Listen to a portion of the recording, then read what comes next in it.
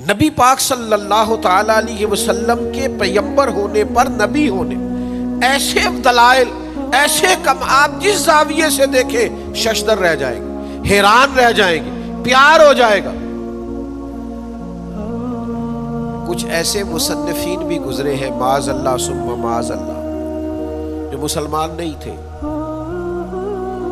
غیر تھے، کلمہ نہیں پڑھتے تھے، معاذ اللہ استغفر اللہ، نقل کفر کفر نہ باشد، تنقید کی اینک لگا کے انہوں نے حضور کی سیرت کو پڑھا، لیکن اس نظر سے پڑھا پھر بھی مدینے والے کے غلام ہو گئے۔ یہ کہنے پر مجبور ہو گئے کہ نہ بھائی، ایسا کوئی محبوب کہیں ہوگا نہ کہیں ہے، بیٹھا ہے چٹائی پہ مگر عرش نشیں ہے۔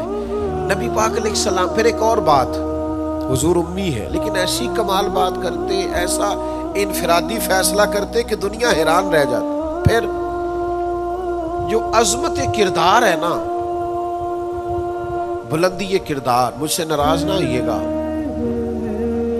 بہت سارے لوگ ہیں جو باتیں بڑی زبردست کرتے ہیں، گفتگو میں کوئی ان سے جیت نہیں سکتا،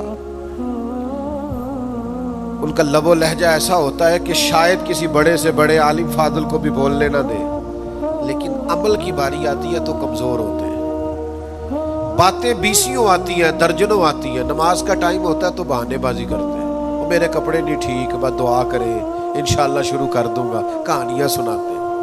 کیوں اتنے بولے بنتے ہیں؟ ہمیں سمجھ آتی ہے کہ آپ گفتار کے غازی ہیں، آپ باتوں میں صرف ساری چیزیں سیدھی رکھتے ہیں، آپ اس جگہ پہنچ ہی نہیں پا رہے۔ عمل، کردار، یہ بھی ایک مبلغ ہوتا ہے، آپ کا کردار بھی تبلیغ کرتا ہے، آپ کا لب و لہجہ بھی۔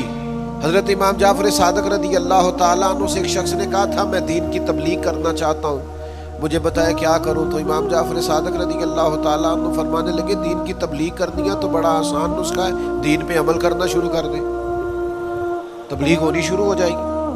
لیکن ہم نا عمل کی دنیا میں بڑے کمزور ہوتے ہیں، قربان جائیں۔